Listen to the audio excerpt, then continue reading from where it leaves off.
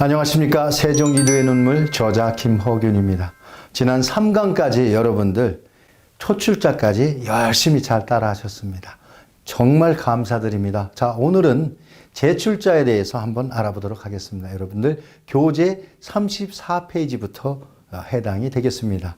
자, 제출자는 초성과 음양 오행의 원리에 의해서 이루어진 내용들을 여러분들이 공부하셔야 됩니다. 자, 즉 본문에서 시즉 초성 지중해 자유 음양 오행 방위지수야 아니라 이렇게 하셨습니다. 이런즉 첫소리 가운데에도 그 자체에 음양 오행 방위 수가 있다 이렇게 밝히신 거죠.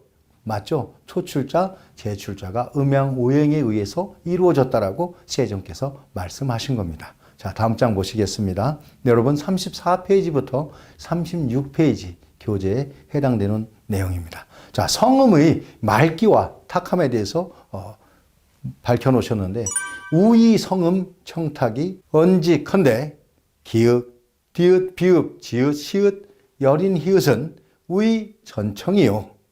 기읍, 티읒, 피읍, 치읒, 히읗은 우이 자청이니라. 또한 성음의 맑기와 탁함에 대해 말하자면 기읍, 디귿, 비읍, 지읒, 시읒, 히읗은 모두 맑은 소리로 한자로 표현하면 전청, 무성, 무기음이라 하고요. 키읔, 티읒, 피읒, 치읒, 시읒은 다음 맑은 소리로 차청이라고 하며 무성, 유기음이 되는 것입니다. 자, 다음으로는 쌍기역, 쌍디귿, 쌍비읍, 쌍히읗은 위전탁이오라 하셨습니다. 이응, 니은, 미음. 여기서 옛니응, 니은, 미음, 이응, 니을, 반치는 의불청불탁이니라. 쌍기역, 쌍디귿, 쌍비읍, 쌍지읒, 쌍시읒, 쌍히읗은 모두 탁한 소리로 이루어져 있고 옛니응, 니은, 미음, 이응, 리을, 반치음, 쓰는 맑지도 탁하지도 않은 소리다. 즉 불청, 불탁이라 하셨습니다. 자, 그럼 또 다음 장을 보시겠습니다. 자, 여러분 글자를 만드는 시작을 니은, 미음, 시읒, 이응이라고 했죠. 제자에서. 자, 니은, 미음, 이응은 기성치불여이니 고차 서수제 어후나 이상형 제자 즉위 지시니라. 니은, 미음, 이응은 그 소리가 가장 거세지 않으므로 순서는 비록 뒤에 있지만 형태를 본떠 글자를 만드는 기본자로 삼았다 하였습니다. 즉 삼신오제에서 오제가 그렇게 이루어졌다라고 설명을 해 놓으신 거고요. 시읒, 수계, 의천청이나 이시, 비지읒, 성불여인이 고역의 제자 지시니라. 이것은 시읒은 비록 모두 맑은 소리이지만 시읒이 소리가 거세지 않아 글자를 만드는 시작으로 삼았다라는 뜻입니다. 자, 이와 같이 이루어져 있고요. 자, 옛니응과 이응에 대해서 여러분들 많이 궁금해 하시는 분들이 있습니다. 교과서 교재 36페이지에서 38페이지에 이에 대해서 설명을 잘 해놓으셨습니다. 유아지 옛니응은 수설근패 후성기출비나 이기성여 이응은 상사이니 고운서의 옛니응이 여유, 이응, 다상, 혼용이니라. 이렇게 설명해 놓으셨습니다. 다만 어금니소리 옛니응은 혓뿌리가 목구멍을 막아 소리 기운이 코로 나오지만 그 소리가 이응과 서로 유사하여 운서에도 옛니응과 이응을 서로 혼용하는 경우가 많다라고 이렇게 정확하게 밝혀 놓으셨습니다. 자, 그럼 다음 장 보시겠습니다. 이어서 옛니응과 이응에 대해서 설명을 이어나가면 금역치상 어후나 이불의야 음제자 지신이라. 개우속수 이야 속목이니 수제 아이어요 상사하여 유목지맹 아생어수 이의연이며 상다 수기야. 자, 옛니응은 수제 아이여고 이응은 상사하여라고 하셨습니다. 따라서 지금 옛 글자, 옛니응자를 목구멍에서 본떠 만들었으나 어금니소리의 글자를 만드는 시작으로는 하지 않으셨다. 이렇게 표현을 해놓고요. 대개 목구멍 소리는 오행 중에서 물이고 어금니 소리는 나무에 속하므로 옛니응이 비록 어금니 소리이지만 이응과 비슷하여 마치 나무의 싹이 물에서 나와 부드럽고 물의 기운이 많음과 같다라고 이렇게 설명을 해 놓으셨습니다. 자, 제출자까지 이렇게 간단하게 제가 설명을 올리면서 여러분들이 학습하실 수 있도록 지침을 드렸고, 자, 지금은 초출자, 제출자를 그렇다면 우리 국문학자들은 어떻게 평가를 했을까요? 자, 여러 국문학자들이 평가 내용을 제가 한번 집약을 해 보았습니다. 자, 우리 한글의 우수성을 현대의 국문학자들은 표문자의 특성으로 한글과 영어의 공통성은 분절음, 모두 자음과 모음이 구별된다라고 표현을 하였고, 종성, 부용, 초성도 이들도 정확히 이제 갈파하고, 첫소리를 종성에 쓰는 원리, 첫소리와 끝소리가 같은 개념이다라고 하였습니다.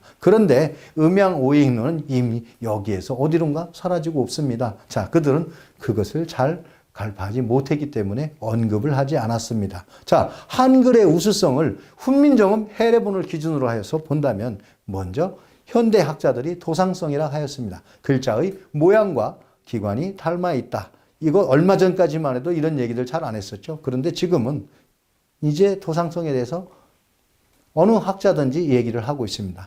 예를 들면 서양의 영어는 ABCD 글자의 모양과 발음이 상관이 없습니다. ABCD 하지만 그것은 발음과 전혀 상관이 없습니다. 그러나 훈민정음은 글자의 모양과 발음 기관이 정확히 닮아 있습니다. 그래서 도상성, 상형 문자 중에서도 최고의 문자라고 하는 것입니다. 다음으로선 자질성, 가액의 원리입니다. 키읔은 기역에 비하여 소리나는 게 조금 센 까닭에 휙을 더하였다. 일명 자질문자라고 부르는 이유다라고 현대학자들이 설명하였습니다. 다행입니다. 이렇게 설명을 할 수 있다는 게 정확합니다. 기역은 기역에 비하여 소리나는 게 조금 센 까닭에 휙을 더하였다. 가액의 원리에 대해서 정확하게 이제 현대학자들도 표현을 하였다는 것입니다. 자, 다음으로는 비선형성이라고 하였습니다. 문자의 개별 기호들이 영어 단어처럼 연속적으로 배열되는 속성이 있다라고 표현을 했던 것입니다. 자, 도상성은 원문에는 훈민정음 해례본에는 원문에 이렇게 표현이 되어 있습니다. 정음 28자는 각상기형 이재지다. 즉 상형의 원리에 의해서 만들어졌다는 얘기고요. 초성 범 17자, 즉 초성의 범 17자 아음, 설음, 순음, 치음, 후음이 기역, 니은, 미음, 시읒, 이응에 해당하며 설상, 근폐, 후지형, 기역을 말하는 것이고요. 그리고 그림에서 제가 표현을 해드렸던 것처럼 설음은 니은, 상설, 부, 상, 여기서 다음 한자가 여러분들 참 궁금하시죠? 요거는 악자로 읽으시면 맞습니다. 악은 무슨 뜻이냐? 우리의 구강 구조 안에서 입천장을 의미한다고 보시면 됩니다. 그래서 상악지형이다. 이렇게 표현을 해준 거고요. 순음은 상구형이다.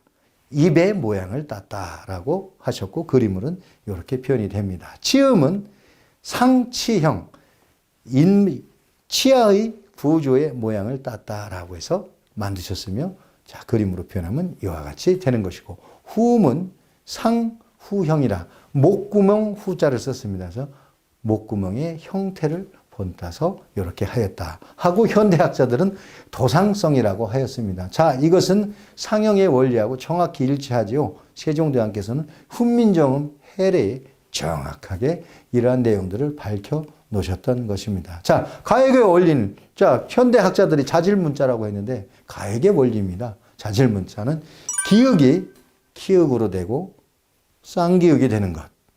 니은이 한획을 더하여 디귿이 되고 티귿이 되는 것. 소리가 거세질 때 획을 더하는 규칙적인 원리. 미음, 비읍, 피읍, 시읒, 지읒, 치읒, 이응, 여린, 히읗, 히읗. 자, 보십시오. 가액의 원리가 얼마나 정확합니다. 자, 그래서 우리 2살, 3살 난 어린 아이들한테 한글을 익히게 할 때도 기역, 니은, 미음, 시읒, 이응만 가르쳐주면 기역에서 획을 하나 더하면 키읔이 되고 니은에서 획을 하나 더하면 디귿이 되고 미음에서 획을 하나 더하면 비읍이 됩니다. 그래서 세종께서 뭐라고 표현하셨습니까?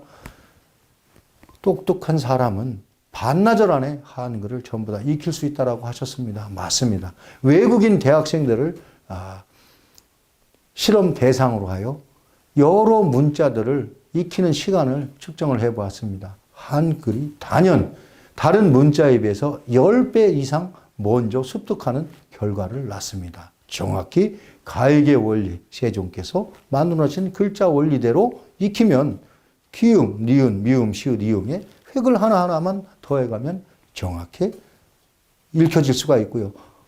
천지, 인, 오와 우어, 요야, 유여. 초출자는 점을 하나 찍고 제출자는 점을 2개 찍는 이 원리도 학생들에게 가르쳐 봤을 때 가장 빠른 시간에 습득을 할 수가 있었습니다. 자, 다음으로는 비선형성, 음절 단위를 모아쓰기 한다. 이것을 비선형성이라고 하였는데, 자, 예를 들면 초성, 중성, 종성의 3성은 어울려야 글자를 이룬다라고 이렇게 표현을 하셨고요. 초성은 중성의 위에 놓이거나 아래, 왼쪽, 오른쪽에 놓인다라고 하셨으며, 중성의 둥근 것과 가로로 된 것은 초성의 아래에 놓인다. 이렇게 설명을 하셨고요. 세로로 된 것은 초성의 오른쪽에 놓이는데 이야, 야, 어요, 시야다. 이렇게 표현을 해 놓으셨습니다. 자, 세로로 된 것은 초성의 오른쪽에 놓인다. 이렇게 표현을 하셨고요.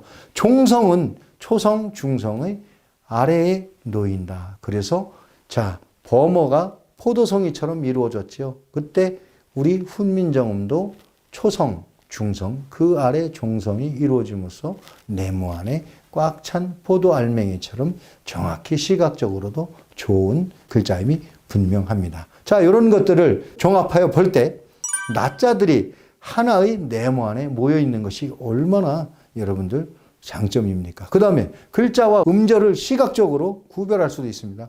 어디까지가 글자이고 어디까지가 음절인지 우리 훈민정음만큼 정확한 글자는 없습니다. 즉 훈민정음에 나오는 이런 글자꼴 가지고 디자인을 한다면 세계 가장 유명 디자이너가 디자인한 옷보다 우리 훈민정음 글자체를 활용하는 그러한 의류들이 훨씬 더 인기를 끌고 그 다음에 고가로 판매가 될 수 있을 겁니다. 자, 우리 많은 디자인 학도들이 우리 훈민정음을 지금도 많이 활용을 하고 있지만 더 많이 활용해 주셨으면 좋겠습니다. 우리 특히 디자이너 중에서 이상봉 선생이 훈민정음을 많이 활용을 하셨는데요. 근데 그분께서 조금 간과하신 부분이 있습니다. 제가 오늘 건의드립니다. 이상봉 디자이너님, 훈민정음의 제자 원리를 입각해서 음양 오행설을 한번 맞춰서 옷을 디자인해 보십시오. 그리고 하도와 낙서라는 그런 우리 태우복희가 만들어 놓으신 팔개, 이러한 문양들과 훈민정음을 같이 조합을 하여 한번 디자인을 해 보십시오. 세계에서 가장 선호하는 그런 디자인이 될 것입니다. 제가 선생님께도 한번 기대를 해 보겠습니다. 자, 한글은 음절 문자와 음성 문자의 장점이 조합되어 있는 문자라고 표현했습니다. 정확한 표현이죠. 자, 이와 같이 자, 근대에 이제 우리 국어학자들이 깨이기 시작하였습니다. 참말 다행스러웁니다. 그러나 제자 원리는 아직도 제자리를 걷고 있습니다. 자, 제가 전 강의에서 정말 눈물로 흡수했지 않습니까? 우리 훈민정음이 어떻게 만들어졌는지 세종께서 밝혀놓으신 그러한 제자 원리를 파괴하지 맙시다. 살려야 됩니다. 그래서 세종대왕이 눈물을 닦아드려야 됩니다. 세종 2도의 눈물을 닦아드려야 됩니다. 자, 결론적으로 지금까지 현대 국어학자들이 또 정리한 내용과 제가 정리한 내용들을 비교하며 설명하였는데, 첫째, 훈민정음이 과학적이다를 설명하려면 도상성, 천문성, 지리성, 수리성의 조합자를 이해시킬 수 있어야 됩니다. 그러니까 저 김어균이 하는 강의를 우리 국문학자, 우리 선생님들이 열심히 공부를 하셔서요, 도상성, 천문성, 지리성, 이런 훈민정음이 과학적이다라는 내용을 잘 설명을 해 주십시오. 우리 학생들이요, 얼마나 똑똑하고 영민합니까? 잠깐 교육만 해 주셔도요, 제가 내놓은 이론들과 우리 또 선생님들이 발전시켜야 될 이론들이 무궁무진하게 도출이 될 것입니다. 우리 후손들에게 바른 훈민정음을 전달해 주시기를 간곡히 다시 한번 부탁드립니다. 자, 다음으로 훈민정음이 왜 체계적인지를 설명하려면 훈민정음의 자질성을 설명할 줄 알아야 됩니다. 기역이 되고 한 획만 써놓으면 글자 ABCD 어렵게 암기하는 것과는 달리 기역만 알으면 기역, 쌍기역을 압니다. 니은만 알면 디귿, 티귿을 압니다. 또 시읒을 알면 시읒, 지읒, 치읒을 또 알게 됩니다. 이와 같이 우리 글자는 정말 배우기 쉽습니다. 그러니 이것이 세계 모든 국가, 특히 문명 국가에 있어서는 그리고 문화적으로 앞으로 발전해 나가야 될 개발도상국의 그러한 공용 문자로서 훈민정음이 쓰여진다면 정말 잘 전파가 되고 그리고 그 뜻이 모든 우주의 순행 원리가 바로 질서가 잡히기 때문에 그야말로 우리 조상들이 주창하셨던 홍익인간 제세이화를 할 수가 있는 것입니다. 자, 다음으로 훈민정음이 왜 실용적인지를 설명하려면 훈민정음이 비선형성을 설명하라 했습니다. 즉 현대의 컴퓨터의 키보드를 생각해 보면 세계 최고의 실용성을 갖고 있습니다. 한자보다 워드 속도가 100배 빠르고 영어보다 30배는 빠른 게 훈민정음이고 우리 문자이고 우리 글자입니다. 우리가 세계적으로 얼마든지 상품화해서 유행을 시킬 수 있고 혹은 유행이 아니라 깊은 문화로 완전히 뿌리 잡을 수가 있습니다. 물론 영어를 배격하자, 한자를 배격하자 이런 뜻은 아닙니다. 영어와 공존하면서 그야말로 쉽게 가르치고 배워서 많은 사람들이 깨어서 문맹률이 더 적어지고 더 소통이 될 수 있는 앞으로 4차 산업시대에서 누구나 다 소통이 될 수 있는 그러한 문자로서 훈민정음이 새로 나야 된다라고 제가 주장하는 것입니다. 다음 시간에는 제출자 나머지 부분을 공부하시기로 하고요. 중성 11자를 여러분께 또 설명을 해드리도록 하겠습니다. 자, 여러분들 제 강의를 들어주신 것에 대해서 다시 한번 감사드리고요.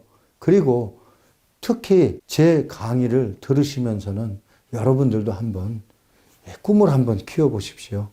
이제 이러한 훈민정음 해리에 대한 분위기가 조금 저는 또 무르익었다라고 보여집니다. 그러니 여러분께서 언제라도 제가 전 강의 시간에 제 전화번호하고 연락처를 올려드렸죠. 마찬가지로 제 연락처 올려드릴 테니까요. 보시고 꼭 전화하셔서 여러분들 연구하실 때 저에게 질문도 많이 해주시고 또 필요하다면 저에게 조언도 많이 해주셨으면 좋겠습니다. 자, 지금까지 세종 이도의 눈물 강의를 잘 들어주셔서 다시 한번 감사드립니다. 자, 그럼 다음 시간에는 중성 11자에 대해서 더 많은 내용을 갖고 여러분들 재미있게 만나도록 하겠습니다. 감사합니다.